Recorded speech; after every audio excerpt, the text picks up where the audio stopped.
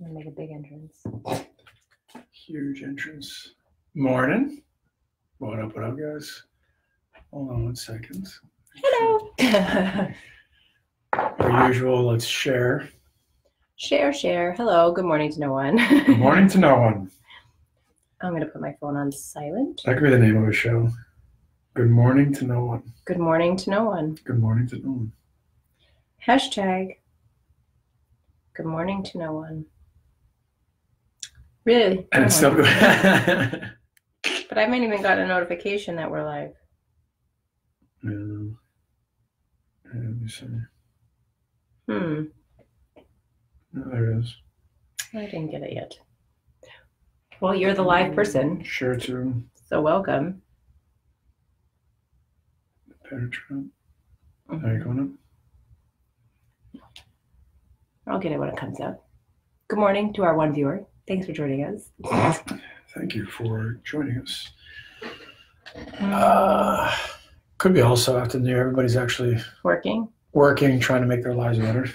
No, I legit haven't gotten a notification yet that this is live. Yeah, I don't know what's going on. Let me try. Maybe it'll just come up organically in my newsfeed. Here we are. Let me click in here. Good morning to our one viewer. Yes. Sorry, guys. No, but there's no notification, in case you were wondering. Right post. It's not going out. No, there's people coming on. There we go. Showtime. Good morning, guys. Good morning. Good morning. Hello. I think we definitely have like the worst intro of any show ever in the history of this show. I agree with that. It's just us looking at our phones, trying to figure out where the phone is. Why can't we figure it out? Yeah, I don't know. Hey, guys. Morning. Hello. Who's on? No idea. That reminds any of the Howard Stern fans out there. Hello. Hello. Who's on? Gary reference. If you're here, introduce yourself. Say hello. We'd like to say hi to you too. We'd love to say hi. Just it makes us feel better knowing that we're not talking to them. Schmitty, what's up, brother? Oh, and me. Good to see you, buddy. It's pretty cool how seeing Schmitty. We go back Pee-wees? I think we played together in Pee-wees. Yeah. It's freaking nuts. Pee-wee or Bantam. Might have been Bantam actually. First year Bantam. With Beetle and stuff? No, Beetle was Beetle. No, Beetle. I don't. Junior Flyers. Yeah, we played Junior Flyers, and then we ended up. Junior Flyers and then juniors, but Junior Flyers. No, you're saying youth stuff. Yeah. I know all the youth. Robert, what's up, buddy? Good to see you. It's chilly here today, but it's gonna be warm this weekend. Did you know that? Is it really? And rainy. Warm and rainy? Mm-hmm. Okay, I'll take warm and rainy. See, I was having this conversation with someone. I don't know if I want warm and rainy. I think I prefer cold and sunny. Cold and sunny? Mm-hmm. Instead of warm and rainy? Yeah. For how much it's been kind of chilly, I'll take warm. Chilly? It's like the middle of January. We've had 3 cold days this entire winter. It's been pretty awesome on these sunny days. It's been unreal to be outside. Sunny and cold. Mark, what's up, brother? Good to see you. I can't even see that far. So, welcome, friends. Welcome. Fun day. We've been hammering away ready to going on about how much sleep, tons of sleep with our daughter. If any of you are sleep trainers for kids, not toddlers, not babies, for kids. How many parents out there have gone through where their kids do not let them sleep at all? Anybody out there? Anybody? That's been a lot of fun. We've been going through with Naomi. She's been having a good time recently, so it's okay. We're gonna figure it out. We're gonna be good parents and unlock her mental performance of how to make her sleep. Yeah, and funny enough, she was cranky this morning, and I'm like, "Oh, do you think that has anything to do with the lack of sleep that's going on?" Mm-hmm. No, big time. I don't think that at all. Big time. Matthew, what's up, buddy? Good to see you.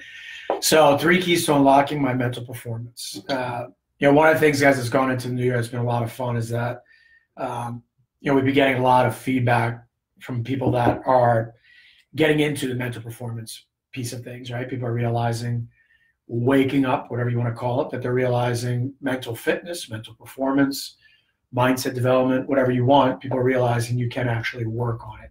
So it's been a nice change to see that that's starting to become more of a norm. Question for you. Do you think there were certain keys to it. People were always doing it, just wasn't labeled. Yeah, 100%. Mental. Yeah, conditioning. Yeah, 100%. Yeah, 100%. It just, I think it's always been there in some fashion. It's just we haven't compartmentalized it and looked at it as this is the way it is. I don't think people are conscious about it. I think there's people that naturally do a lot of the things that we're going to get into. Right. Some people have a natural tendency to maybe what's true high performers. Exactly. Like what's changed about it is naturally, right, as adults, we all know this, is that as you get older, you get wiser. You start to understand. Some of us. Yeah, some of us, exactly. You start to understand things a lot more when you get older, right? It's kind of like the norm, like wisdom, you learn all that stuff.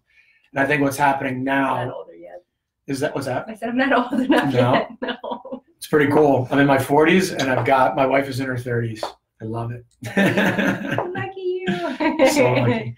But hey, Coach Carl, what's up, brother?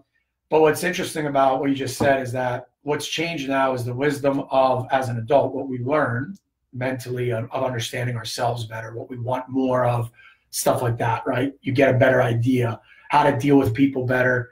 One of the things I always laugh about is I remember growing up, this one guy, where was it? I worked with him, and he was like, you know what, Vinny? When you get older, here's what happens. You just get better at lying. And I just remember that line of how he said he had this voice. I know who may have said that, but no, it was actually somebody who worked with one of the restaurants that was. Oh. Yeah, one of the restaurants that I was at. I thought it was a hockey person. No. And what was interesting was you get better, so it's the reversal, right? Of like I said, this was his belief at the time was you get better at lying, right? You get better at hiding your truth. And so I think a lot of people can appreciate that when you get older of you start to, whether it's with the kids, you try to maneuver things and all that stuff. But that's what I think the mindset piece now is what allows us to do is it's not about maneuvering and it's not about lying. It's about understanding that you've become attuned to how you want to articulate something clear, with understanding it better, how to make it work for you better. I think it's life with intention rather than just kind purpose, of going through the motions. Purpose of life is a life of purpose, 100%. Where's that? And that's over there. Up there. So that's the big part. Yeah, that's the big part that's changed now is that we've realized that you can take the things that we've learned, right, that we've become wise of from the mental performance piece, right, and realize, okay, there's a way to give the how-to guide to parents, to players, to coaches of, hey, instead of waiting till you're older and wiser and almost dead and realizing these things, you can figure it out earlier by bringing it to light and thinking about it earlier allows you then to experience it earlier, right, which by experiencing earlier allows you to get faster to seeing that it works. And as an example, one of the things we talk about with younger players is when, parents will say, is my kid too young for self-awareness? And the argument that we always make is that, well, is your kid too young to go do intro to hockey? Is your kid too young to go play on a team? Is your kid too young to do chores? Right, exactly. Great analogy. Because at the end of the day, well, it's the influence, right? Everything comes down to influence. It's not about that, are you too young? It's about the faster we start to implement and influence certain ideas, the more those ideas churn. And maybe in the beginning, those ideas mean nothing. And you're like, yeah, whatever. But as time goes on, how many times we say, my parents, my grandparents, you know what, I know now what you meant by that growing up.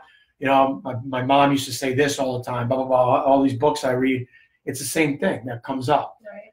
So that's the point of mental performance is that, yes, there's certain keys that if we talk about this often, that we found inside of our line of work and service is that when you talk about this stuff all the time, it does unlock some serious mental performance. These are three things that do make a huge difference if you pay attention to it and you give it the credit that it deserves in the process of mental performance. You need more coffee or what? I need so much more coffee. If you missed the beginning of the show, our daughter's just not letting us sleep at all. Bob, Caroline, Kelly, what's up? If it looks like I'm half dead, I'm trying really hard to stay alive. Ted, good to see you. Buddy, good to see you. Yeah, no, it's been rough. So let's talk about. But I do want to say before we kind of start to dive in is that we say players because we work with a lot of hockey players. Yeah.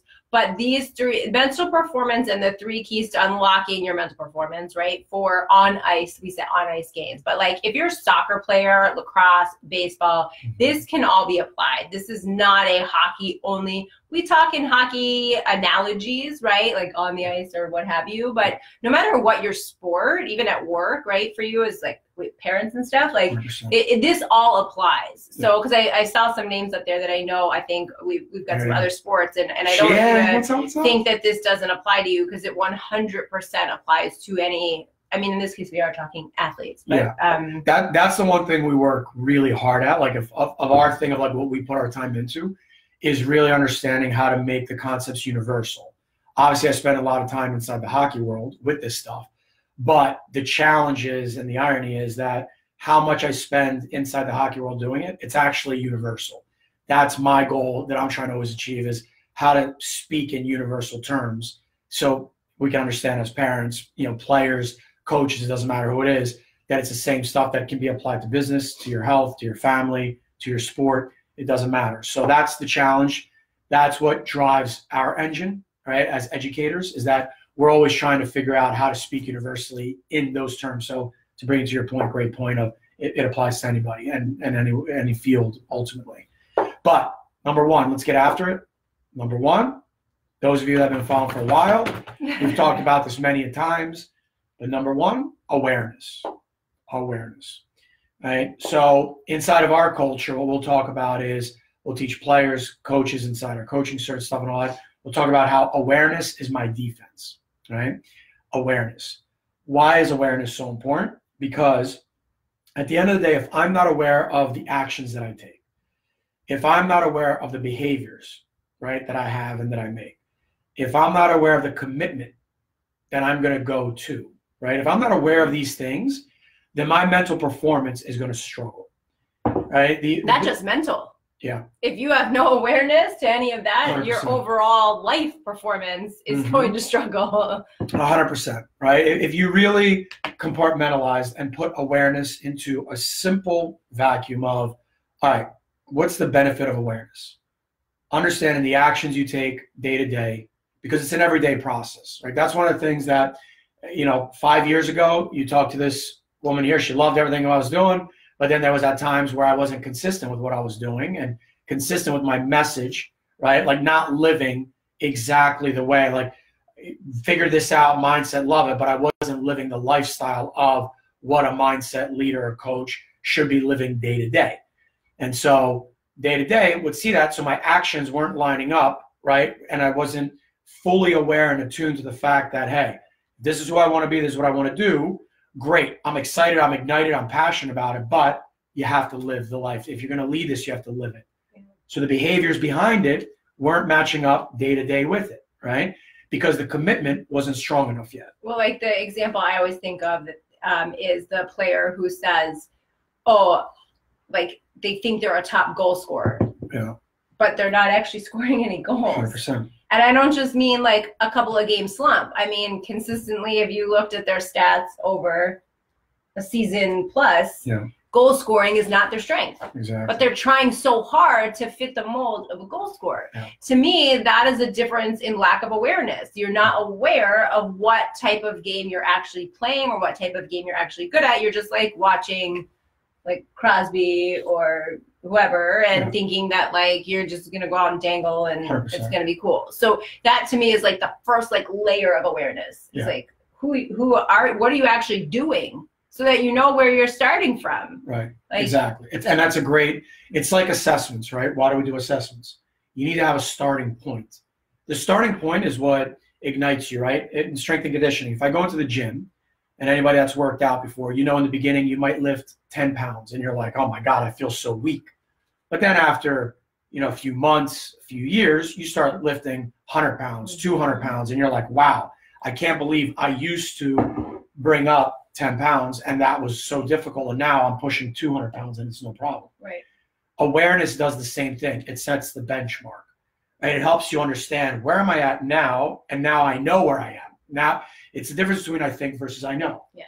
Right? When I know where I am and I start from, I can start to change the things and build upon how to change whatever that is. The behavior is, right? The commitment, to get deeper into it. But the awareness piece is huge to mental performance, because whether as a player, how often we deal with players, right, where they're not aware of their role, their identity, right? What is it that they're actually trying to achieve, on the ice? So a lot of players, another example is, well, I want to play Division I hockey, right? One example. You want to play Division I. So one of the first things we look at is, okay, well, what's your day-to-day behaviors look like? Do you act like a Division I player right now? Do you take the actions, right, that are required in the behavior of a Division I player who's fully committed to the process, right? Like what I did there. But that's the idea, right? Is that if I want to play Division I, my benchmark then from that day, whether I'm 10, 11, 13, 15, 18, doesn't matter. It gives me the benchmark to be able to assess and go, all right, do I eat, right, and put the things in my body like a Division I athlete? How about as a parent? Do I act like a parent that's supporting a Division I athlete? That makes sure I put the food in the house and provide the nutrients needed to feed my Division I athlete, right? How about rest? Do we get the rest? Right now, we talked about that in the beginning, but we work really hard at, we know it's not a good place we're in right now with our rest, but it's a place of 3 weeks now. It's been going. We're monitoring it. We talk a lot about it. We're trying to figure out, all right, what's going on here? How do we get our rest? But again, if we want to be the best in the world, if we want to be Division I, are we resting the way Division I players? Like, the biggest misconception about in general, right, is people think you have to work like a dog and never sleep in order to get what you want. Yeah. That is crazy bullshit. Like, a simple example is this. Would you rather have 100% of energy for 4 hours of work, or would you rather have 60, 70% of energy for 8 hours of work? Which do you think is going to produce more results in the end? The 4 hours of 100% that I have of myself, or the 8 hours of 60, 70% that I have of myself? Which one do you genuinely think is going to produce more? But again, if I want to be a Division I, and that's where I'm going, that's what I have to ask myself. Do I behave that way every single day? Are my actions lined up with it? Do I behave that way? Am I fully committed to that process? Those two things alone tell me, right? Then, what do I study, right? The behavior of Division I, the roles, how they play, the things that they do, get in the gym, blah, blah, blah. What does the lifestyle look like of a Division I athlete performer? So I have to ask myself, does my life day-to-day line up with those actions, behaviors, and that commitment? And it's okay if it doesn't, but 100%. That's the whole point then is, wow, now you have areas to make improvements upon, right? Exactly. Like, it's not about having this perfect setup. No, it's just the benchmark of what do I want. Where are you right now, and where are you trying to go? Yeah. Because without that info, you're lost. You're like trying to discover that in GPS. Right, as a parent, mentally, right? If I'm trying to help my child and I realize, wow, I'm really negative with my child all the time, or I put a lot of pressure on my child all the time, right? Or, you know what, I really stress out a lot about the future of what's going to happen. This is where the awareness benchmark kicks in, because I'm aware of, wow, I do act that way every day. And what triggers that? What makes that happen? Why do I think that way? I want to change, right? I want to take actions to change that behavior, because I'm committed to my child and understanding that I'm trying to create as healthy of an environment as possible and provide the support that I can by being aware of, it's my own shit. It's me. It's me doing that, and I want to change and become better for my child as a parent who's supporting that, right? There's no difference between whether you're a coach or a parent. It's the same thing. You learn through experience. That's it. Well, you're a player. We all do. That's it, right? We all learn through experience. But players learn through experience 100%, but they get to have wisdom and knowledge kind of passed to them as they go. Whereas as parents and coaches, you're an adult, you already have some type of wisdom and knowledge, and it's like you're trying to understand something that's like you really struggle to understand it until you're in the thick of it. Yeah. Whereas as a child, you're getting education, you're getting things ahead of time that are like, okay, I might not be experienced yet, but I am getting people feeding me and the environment that's showing me, wow, hey, you can be this way. Yeah. That's where I mean the difference. So that part of awareness as a parent, as a performer, whatever it is, If I know that there's an intention that I have and a goal and a place that I want to be, am I aware of what I do day to day? Am I aware of it, right? What actions am I taking? What's the behaviors behind it, right? To basically see the commitment that I'm going towards. And the awareness piece comes from, that's the part where when we talk about education, right, that educational piece, knowledge is power, but self-knowledge is the ultimate power, right? I think Jim Quick, I love how he puts it. I think he talks about that a lot. I love how he lays that out, right? Somebody, I'm pretty sure he talks about it like that, but I love how he says that, because it is this self-knowledge. I can read, I can listen to this stuff all day long. I can read tons of books and all kinds of things and get tons of knowledge and have a lot of knowledge in my brain. If I don't know, you know what, how this vehicle operates with that knowledge means nothing. Right. So the awareness is important, because that awareness is my defense, is what we talk about, is what am I defending against?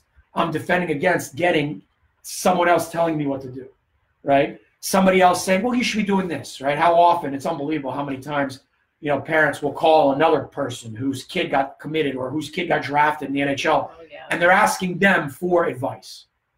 And I can't tell you how many times I've had to tell that parent, you're calling somebody that is not even the same player. Or calls you get from people that, what should I do? Well, I don't know. I don't know your situation. I don't know your child. I don't know what they've been through. You know, we just kind of go on this like treasure hunt seeking, you know, journey of like just looking for something. Because I think a lot of this, especially when you are trying to obtain either professional level sports or like Division I or like high level college experience, you know, there's a lot of uncertainty. Nothing 100%. Is guaranteed, but you're pouring out a ton of dough and a ton of time.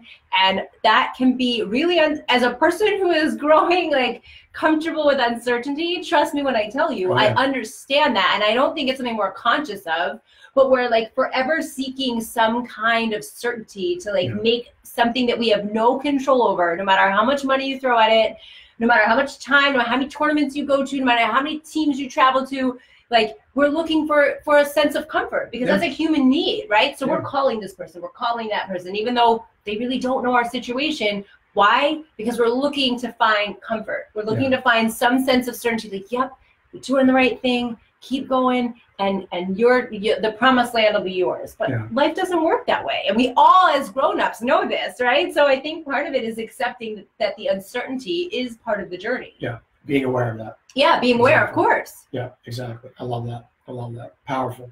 And that's the point of, and what you said in there that's so important, right, is that acceptance piece. And those are the parts that when we talk about high percentage plays, non-negotiables, right? We talked about this before. But these are the things that, when awareness, what it's drawing to us is what's the most valuable information that's going to allow me to mentally perform my best, right? What information am I extracting from my experience that's going to allow me to say, you know what, this is really important. This is really valuable information. I should continue paying attention to this all the time, right? Because there's so many ideas that are out there all the time. Like, as an example, I said to you the other day and we talk about this all the time, one of the things that I love about reading so much is that now I've hit the point over the last few years where when you're reading, it's actually, everything almost sounds the same.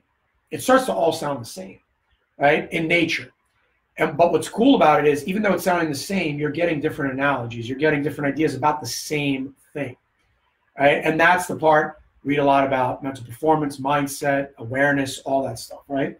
And what's great about that is that by reading all these different things, I continue to keep on collecting more ideas of how to articulate it, make it clearer, make it sound simpler, easier to digest, understand for anybody.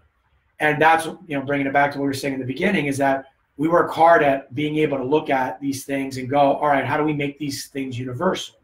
Because universal is all that matters. Like, it's the same stuff. There's no, you know, gurus, Gandhi, you know, Buddhism, all these different parts, you know, Jesus, whatever it is, religion you want to follow, it doesn't matter. It's all the same stuff. It's all talking about the same universal concepts that have existed for thousands of years. All we're doing is, when we are born and come into life, and we're in this time and space continuum of our living our lives, it's limited. You don't have a lot of time. So awareness draws towards, that's important to me. That's important. I've learned from that. I see how important that is. I got to keep paying attention and giving attention to that. And it's important to point out, though, it's not just, I hate to say it, it's not just good enough to know where you're trying to go. You have to know where you are. Because, and feel free to comment. I'm sure if you asked your kid, like, what their goals are, you know, today, they would be able to answer you like that. But would they be able to, as quickly, really have an honest assessment as to the player they are today? Yes. That's where I think the differentiator is, because I don't think it's that hard for us to, you know, have where we want to goals go. and where we're trying to go. But if you don't have a marker as to where you're starting from, are you really able to set a plan for yourself to really attain what it is you're setting for? You're shooting in the dark, really, because you may think you're here to get here, but maybe you're here, or maybe you're already here. Who knows? But you're wasting valuable time, you know, and possibly resources to do that. But you know, so I think we talk a lot about, we obviously in our shows talk a lot about awareness, and I think most kids would know where they want to go. Even the young ones, even if it's just like right now, maybe you're playing tier 2 and you're like, my goal, I want that kid, I want to make a tier 1 team. I want to go play AAA next year, or I want to make the summer tournament team, or whatever, or like whatever it is.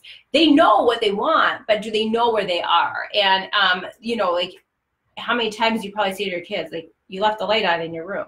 No, I didn't. Yeah, you did. That's how unconscious it is, right? Exactly. Like, I asked you to put your laundry in your laundry basket. Oh, I did. No, you didn't. You know, there's what they think they're doing and what's actually happening. And that's true for all of us. I'm not trying to say it's just for kids, but that's the kind of difference that having awareness can out. It's like, no, I didn't. I'm aware that I didn't do it. I'm not just, you know, going along with it. So that's number one. And you can't really go to the second key or the third key without having, you know, a level of awareness. It's a benchmark, and it's knowing, where am I today, right? Where am I today?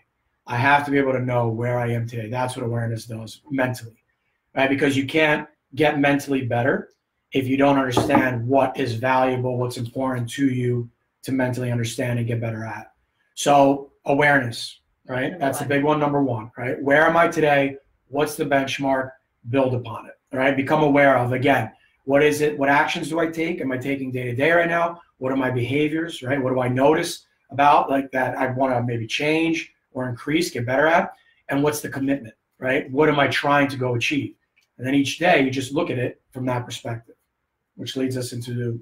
No, I was going to say before you get to number 2, that I think one of the things that's so great from a, like, now there's mental performance, but there's mental health, and knowing where you are helps you, like, with, like, it would be healthy for your kid. If your kid is suffering from confidence, anxiety, whatever it is, if they know where they are, and then all of a sudden they know the little things that they can do, it's process oriented, right? Not just the big outcome, because all of a sudden that seems really overwhelming. But if you know where you are and where you're trying to go, and you can make, like, smaller steps to get there, that is really reassuring for all of us as humans, to know that there's something controllable in the day-to-day that you can do. But if you're, again, blind in that awareness, that's going to be really hard. You're going to probably feel a lot of anxiety, a lot of overwhelm, a lot of lack of confidence, because why? You don't know. Because you don't know. How are you trying to do, all of a sudden you think you're supposed to be doing so much at once, so you're overwhelmed and you have so much anxiety. And once you realize, oh, well, this is my benchmark, this is where I am, okay, these are the next 2 steps I need to take. 1 step, this is what I need to accomplish today.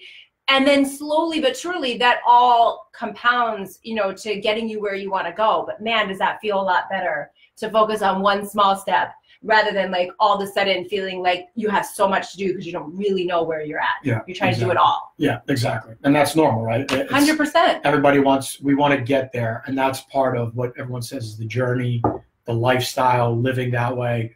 And that took me a while to understand that, is just be patient. Be patient as a coach. Be patient. Right? I've had players, one of the things that I've loved about, you know, this journey of doing the mental performance piece is that I've learned patience with some players, of where I've realized, okay, it's going to take a while for you to learn this. But the fact that you're starting to learn at 13, 14 years old, and you're now understanding it at 15, 16, 17 years old, you're already ahead of the game, right? The fact that you're starting to learn this at 15, 16, and you're going to understand this by 18 years old. Took 3 years. 3 years could feel like a lifetime. But the reality is, by 18 years old, you understand this stuff. It's huge. It's huge. So those are the different parts of understanding, but why awareness is so important to where you start, right? Because then from there, it allows you then to dive into key number 2 is building out now the language, right? So language. What type of language do I actually use day to day? So awareness is more like I'm identifying, right? I'm identifying and I'm understanding, all right, I'm aware of how I actually act, how I actually behave, what the commitment is. Great. I have that vision and I see now what's going on, what's valuable. I become aware and attuned to what it is. So that's why awareness is my defense, right? Because what I'm defending against is I've realized what I want. This is what I want to be. So people are telling me, the system is telling me, schools, culture, other coaches, friends, everyone's telling me what I should be instead of me knowing, nope, I know what I want to do. I know where I want to be. So boom, I'm aware of it. Language is what now allows, language is basically what we say is language is my offense. So language is what allows me to, okay, now I've got how to lay it out, right? The roadmap. Language is what allows me to now put in and say, all right, how am I going to create this? Right? That's why language is my offense, is because now day to day, I can take steps. I can write things out, right? I can lay out a certain kind of language pattern for myself to always keep coming back to. Where even if I'm not having a great day or something's not going on, I can sit there and keep coming back to. Like for me, right? Right now, I've talked about this before, but for me, a big part that is my day-to-day, I'll sit here and every single morning, what do? I do what I call my love exercise. And all I do is sit, feeling the sun hitting me every single morning, and I just sit and I think about, I let time now go, and I just sit and think about love. And I go, love, love. And I start thinking, all right, during the day, how am I going to act with my kids? How am I going to act with my wife? How am I going to act with love that I'm giving to my students? Love that in here this morning, thinking about the show. Okay, love. How's it going to feel? What's the energy going to feel like? Taking it in. The language. Just using that one word keeps me connected to a source that allows me to put out and project and feel and bring it to me and attract it to me of what it is that I want to achieve and what I feel day to day, right? And just because I'm thinking love all the time doesn't mean that I always give off love the way that I want to all the time. And I have these, I have to deal with my own instincts, my own reactions sometimes, right? That wasn't a loving thing that I had just done. But I'm aware that the testosterone. That's my high testosterone levels. That's why it's not growing in over here. I found that out. Help me. But the point is that idea and the concept of love, it's not the romantic kind, right? Sometimes I can think of it like that, but it's more about the field of energy, the force that it produces for me is it keeps me focused and concentrated. That even when I get angry at something, I can come back, I can journal, I can come back, become aware, and go, you know what? That's not the behavior that I want. Those aren't the actions that I want to take. I'm committed to love and how to create that and bring that into what we do inside of our service, what I do as a husband, as a father, as a son. And I always bring that back to, this is what I'm committed to, right? And even though I might not always feel love, it doesn't mean that I don't always know that that's what I'm committed to.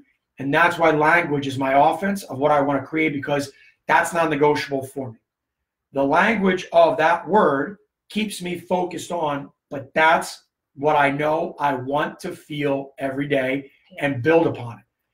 And what love meant to me 3 years ago and what it means now, that's what it's allowed me to create offensively and build around that. And I was love is one of your words, like that's one of your power words. But I also, the idea of language as a whole, right? It doesn't have to be one word. Right, it doesn't have to be one. Yeah. There's a lot of I see oh, what's your word of the year? And that's great and all that stuff. But when I think of language as my offense, I think that language is the food for your soil, right? That's the power source to move you along where you're trying to go. Yeah. What you tell yourself is your reality. So if you tell yourself, you suck. If you tell yourself you're never going to get the ice time, if you tell yourself I'm never, coach is never going to put me out in key situations, if that's the language that's going on in your head, it's if you want to self-fulfilling prophecy, whatever it is, but like language is that's what leads the way. So you need to flip the negative language, and it's important. And you have to begin. That's why awareness starts first, because if you can't recognize that you're being negative with yourself, you're again swimming in the dark. So once you can acknowledge, maybe my language to myself isn't so positive. So it's not just a word, right? It's everything you're telling yourself before a game. What's the story you want to repeat on what you want to see happen in that game?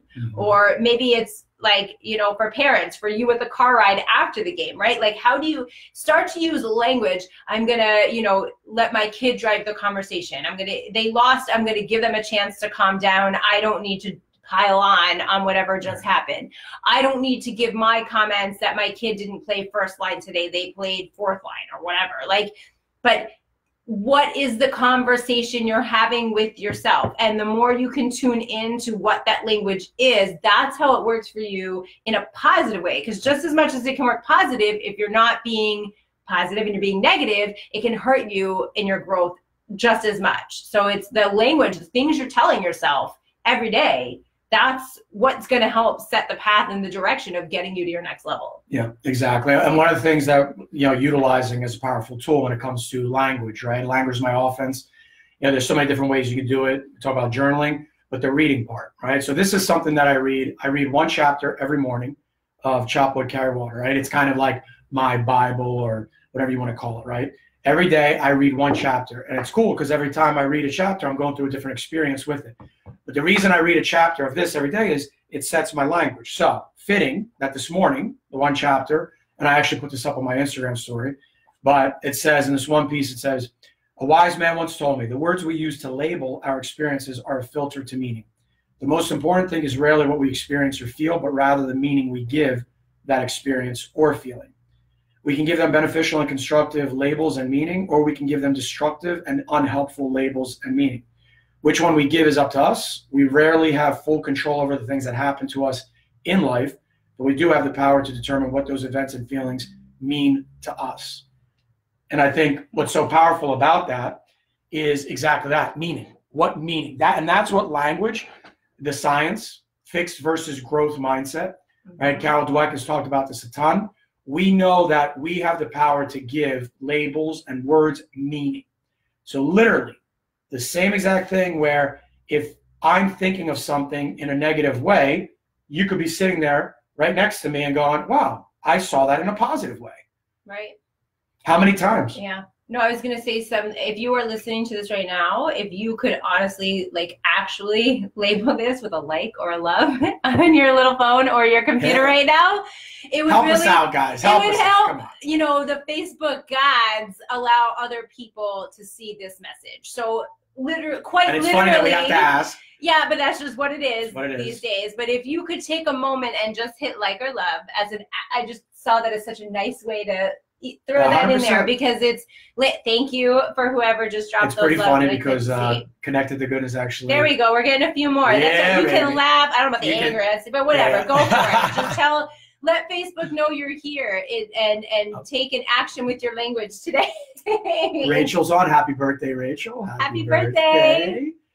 And Matt, what's up? Travis, Craig, Coach Craig. Matt says body language is huge as well. Negative body language on the bench and ice is a killer.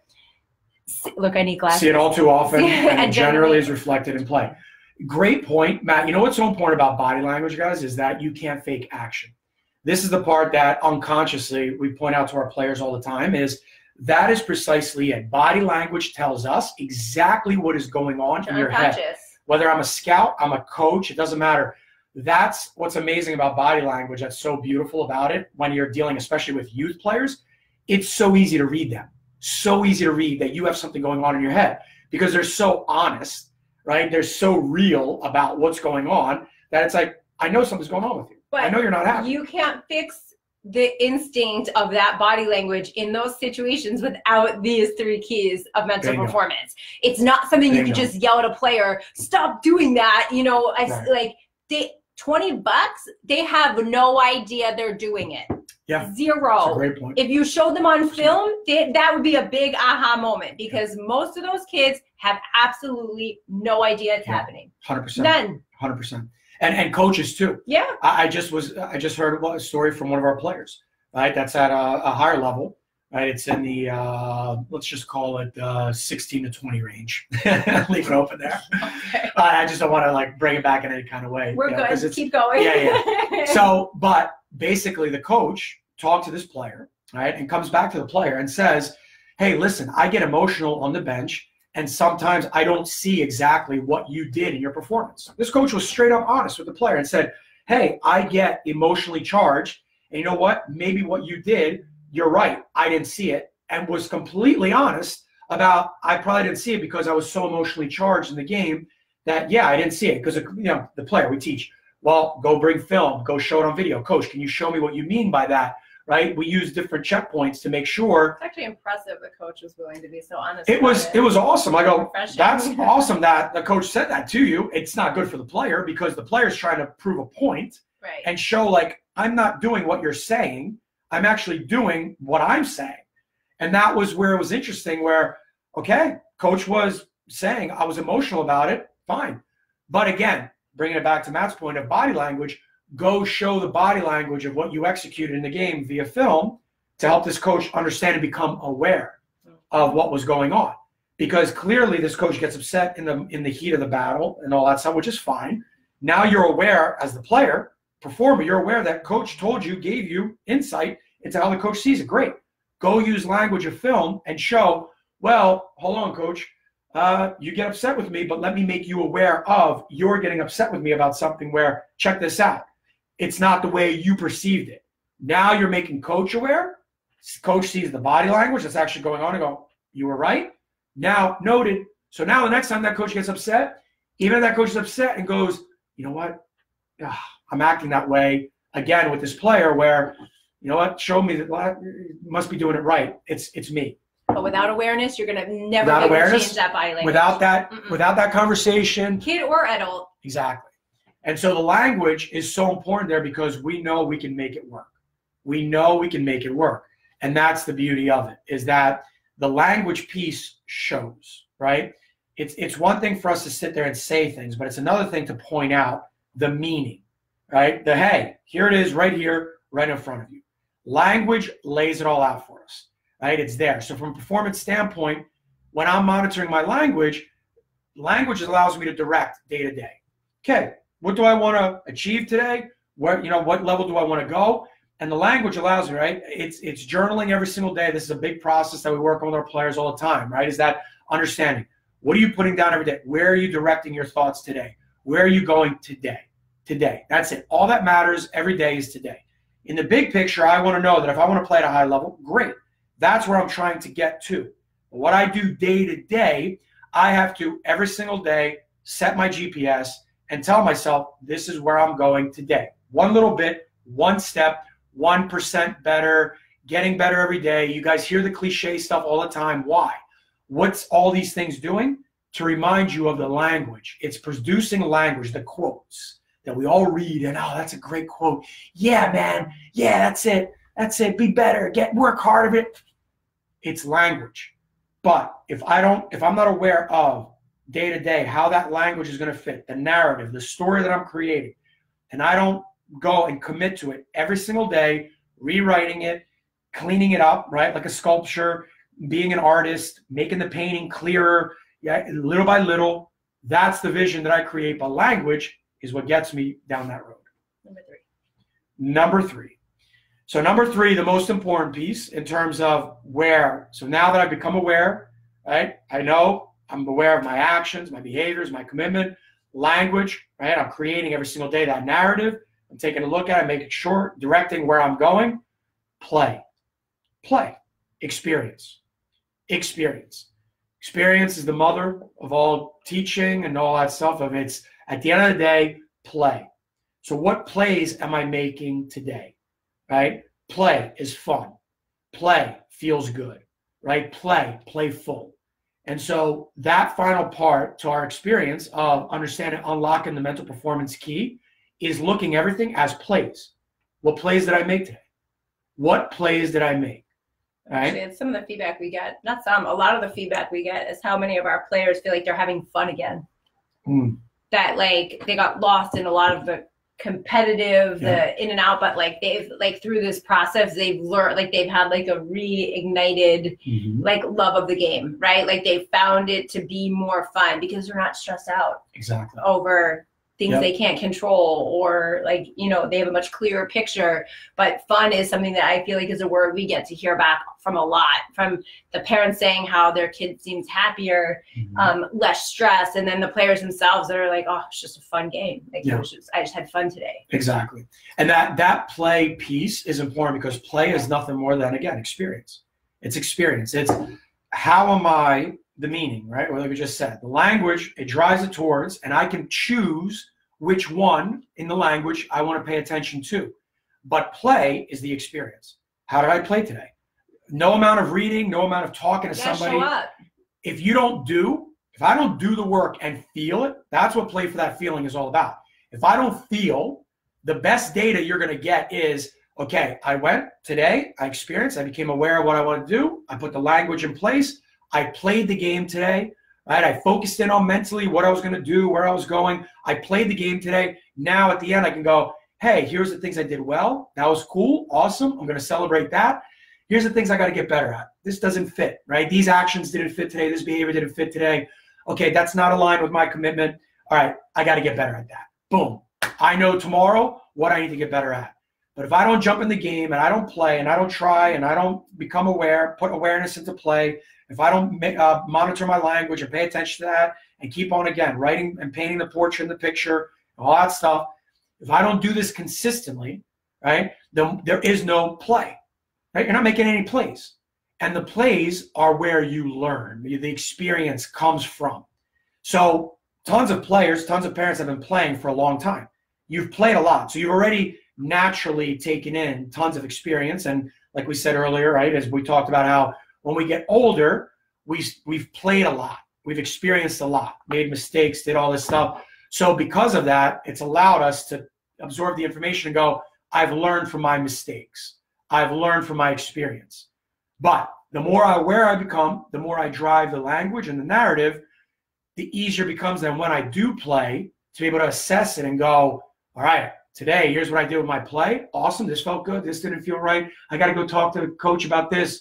As a parent, you know what? I've got to talk to my kid and make sure that, hey, I can see they're not happy about something. Why not? How can I help you out? These are the things that play and experience allows us to do. Yes. It allows us to extract and go, what's going on? What's really going on? Right? Because at the end of the day, if you don't play, if you don't do, if you don't jump in the game, you're not learning. Yeah. You're not learning. No amount of what someone else tells you to do is going to work. Yeah, but this is a layered system, if that hasn't come across clearly, right? Like you can't skip over awareness and language and go right to play. Right. Like I'll give you a great example, because sometimes you wouldn't know then what to play. And I know it sounds crazy. Like you might just be shooting pucks. You might, and like, or us as parents, right? Like I always go to weight loss analogies because it's easy and kind of universal for most of us to understand. Like you can go ride that bike, run on the treadmill and go. But if maybe that's not where your area of improvement needs to come from.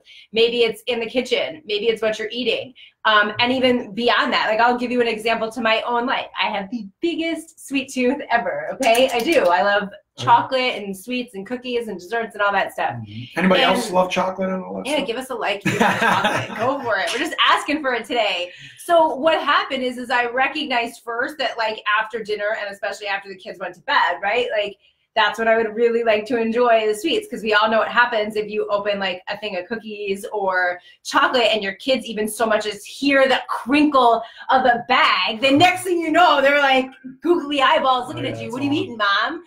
And I recognized that, wow, I was probably consuming way more than necessary. I'm not saying I don't want any, but like way more than necessary for the goals that I'm trying to achieve for myself, right? Yep. So the first was I became aware that's a part of the day. That's the time of day that I seem to be struggling with what I was eating, making really bad decisions, and not just what it was, but in how much it was, right? So then I literally, like through my language aware, right? This is the area that needs improvement. Then like I literally journaled on it, and it took me a few days to kind of come up with how I was going to play it, right? Like okay, I want to start paying more attention here. What can I do there? And then I was like, okay, instead of just like sneaking a bunch of desserts and ending up with probably like fistfuls of M&Ms and mini Oreo cookies, right? And I could, one, not buy those things, right? So I can start to incorporate less of that in the house. Or two, I was like, maybe I need to make myself one nice kind of feeling dessert that actually has effort put into it. So it feels special to me. So like, it sounds dumb, but I took like a cinnamon graham cracker and put a little peanut butter on there and had an apple with some peanut butter. But it was like on a plate and I sat and ate it like a human being. But that was my plan. That's how I showed up to play. That was the experience. And you know what? I felt satisfied. It was sweet. It gave me just enough of what I needed, but it was my game plan. But without first being aware of where my weaknesses were, without recognizing, like, the language helped me recognize, at first, the first few days, I was like, what am I going to do? I don't know. I'm just going to keep writing about it. I'm just going to keep writing about it. And then last night I was like, okay, what am I going to do about it tomorrow night when I'm just and I'm cleaning up dinner? Who cares if it doesn't work, but what's something I can try? And it may not work every night, but at least I spent the time thinking of a solution, right? And I only use this example, which is ridiculous, right? Because we as parents can really relate to that, right? Like if we are years away from our, athletic endeavors, it may feel like we can't connect there. But if your just plan is just to show up at the ice and think that you know what plays you're going to do that are going to help you attain what you need to for that weekend's goals or for the next tryouts goals, you're shooting blanks, you're shooting in the dark. And it's without the awareness of where your area that you need to focus on and then the language around it so that you can develop what your plays are going to be, it would be kind of fruitless. And it would be wasted effort, most likely wasting your money and certainly wasting your time driving to the rink, hiring this coach, that coach, what have you. So it was just like kind of a neutral example, as I like to call it, to relate to how that process can work over time. So instead of just shooting 100 pucks that really don't resonate to your game, maybe you've recognized an area of real strength and opportunity, and now you're practicing that particular shot with that particular obstacle set up because that's what you're seeing in the game more often. Now all of a sudden, you've set yourself up with a play, with an experience that's going to pay off because it makes sense for what you're trying to do. But again, without being aware, without having the language, you wouldn't be able to have a play that is smart, that makes sense. You might stumble upon one from time to time, but consistently being able to show up and get better at what you're doing isn't going to happen if you're in the dark with it. Yeah, 100%. 100%. It's again, right? Do I have a clear path? Do I have a dartboard, right, that I'm shooting for? Do I have a location, right? Do I have something general idea of I'm going to go this way? Because without that, without being able to take our minds and go, it's going here, general idea, right? It doesn't have to be super hyper focused of exactly on that, right? Because that's not realistic either. You got to be dynamic in this life, especially as an athlete, high performer, dealing with all the stuff that goes on day to day. It's insane. And even at the pro game, it gets even more insane, right? So having that ability to adapt and be dynamic is so important. But you have to have which way am I going? Because without it brings comfort, it brings peace, it brings confidence, right? It brings consistency. And as human beings, our nature is designed. We want consistency. We're creatures of habit. The irony of freedom that for me, right? I was that wild child, raised by wolves and all that stuff that she loves to say and all that stuff, right? Of where I thought freedom was you can do whatever you want and just go free and roam and all that stuff. Freedom didn't bring me peace of mind, right? Where freedom came in was when I finally realized and said, no, you know what? Here's what I want to do. Here's the kind of life I want to lead, right? Here's the things that I want to feel, do, create in the world day to day. Here's how I want to experience my existence. And the moment I discovered that, the moment I found what that was for myself, it helped everyone else around me because now I was centered, right? Now I was focused. I understood a general idea of the makeup of who I want to be and how I want to live. And from there, that allowed me to become aware of, am I living that way? Am I doing those things that I've committed to day to day, right? Are my behaviors lining up? Am I getting better at it, right? Of what it is? How's my language, right? Am I getting frustrated by it? Or am I saying, you know what? I'm frustrated today, but I could also change my perspective and see how I'm viewing it, the meaning. I can change that up. I have that power as a human being in my own mind. In here, we all have that ability. I don't care who you are, we do. No matter how negative you are, no matter how much you don't believe that it's not real, it's a fact of life. And I get it. It might sound like, yeah, bullshit. It is. Because I know, and the reason I can be so confident in expressing it is because I was that person. And I've talked about it before. I'm not going to get into it right now. But I've thought about many a times of taking my own life, being in that deep pit of despair, of thinking there was no way out, and whether it was depression, whatever it was, and got myself out of it based on these principles. So by doing that and thinking and understanding, I can remold it, reshape, and all that stuff. But at the end of the day, it all came down to play. Is that when I understood these things and realizing, now I can focus on, have a vision of who I want to be, all that stuff, now it just became living every single day. And every day that I played, every day that created more videos and helped more people and saw a difference in myself, got in the gym, changed my diet, journal, how I'm going to act with the kids, change up, see myself, envision how I want to act, all that stuff. The more and more every single day, I just kept churning away at it, the easier and easier and easier it becomes. Yes. But man, has it been a process. But I'm going to take this opportunity to say that through our trials and tribulations of the process, right, we've been able to create a system that's easy to follow, that allows you to have awareness, learn about your awareness, set your own benchmarks, understand your language, actually incorporate language, and then also play, right? Like the 3 keys we just described for you today is all a part of our system that we teach athletes day in and day out. And I say we so generously because it's really this guy right here. I'm more behind the scenes, except for Thursdays when I'm here with you all. As far as she does not give herself enough credit. No, what I'm saying is teaching to athletes directly. I don't teach to athletes directly. But she strengthens me, which strengthens. Of course, right? Yes, sure. So that being said, if you are looking for an easy to follow system, we have a solution for you. We have our brand new program that we have just put on sale. It's called the Fundies of Mental Performance, and it's a 6-week training program, open. I'll be honest, it's primarily for hockey players, but if you're not a hockey player and you want in, send us a private message and we will have a conversation to see if that makes sense for you. But it is a 6-week program. I promise you, it is beyond affordable. It's $399 for 6 weeks. You will be able to be coached by this guy. You will go through 6 weeks of mental performance training program. So by the end of it, you will know exactly where your benchmarks are. You will have a good sense of your language and the plays that you need to do to take yourself to your next level. Usually we are doing mainly private training.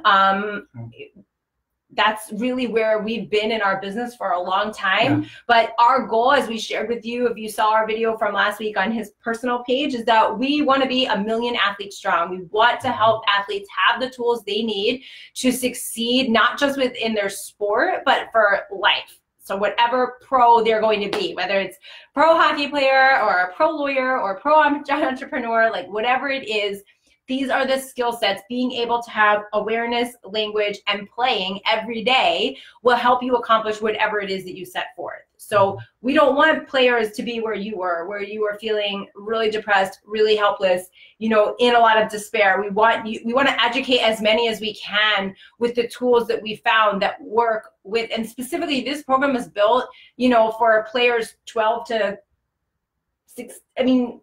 Even older players can jump it, but we're trying to keep it in that 12 to 18. Yeah, that's for this program. If you're without of that and you're interested, again, hit us up and we'll see if it makes sense. We will drop a link in the comments to the program that has all of this information, but we really are trying to keep it affordable so that you can get this information. You'll have a great foundational, place for your mental performance that you can apply to whatever it is you're doing, for your hockey game, for your schoolwork, whatever that may be. But it is a life skill of being able to do this, and the benefit is obviously your game, your hockey will increase, right? Like you're going to feel better, more confident, less stress, less anxiety. And I don't just say this, I know it's like coming out because I'm a fast talker, but like it truly is what our athletes go through. It's what we've seen for the past 5 years of the players and the families that have come through the program and the results that they've seen. And in the past, you know, we weren't really ready to kind of package it in this way, but we are so confident in our system that we have to present to you that like, just give us 6 weeks. And the program is for players and parents. So there are groups set up for both of you. Parents will obviously have access to all the same information that the players have, but you will have a parent-only group as well. So with access to our coaches. So it's not, there's teaching, there's modules, there's community. You know, we are fully immersing with you for 6 weeks. So with you and your child. And parents, you know, the idea is parents, right, to teach them how to engage. Like, because a lot of times parents are, well, how do I help? What can I do? And that's why the parent group is so important, is that here's how you can engage without being overbearing and all that stuff. It's just how to have conversation, what to do, what to ask, all that stuff. And that's what I'm excited about, being able to offer that. And because, again, it's about taking a holistic approach, right? There is no such thing anymore as much as we say it's on you as the individual, as a performer, the reality is it takes a village. And we all know that. And that's what we're trying to create. That's what we rack our brains about, is how to create an experience around. It's a family experience. It's all of us together. We all have to be in it together.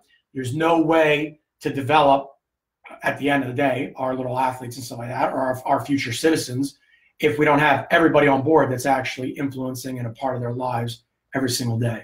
So excited about that part of it, to provide that as well inside of the training. So yeah, so if you guys have any questions on that as well, please drop a comment, shoot us a private message.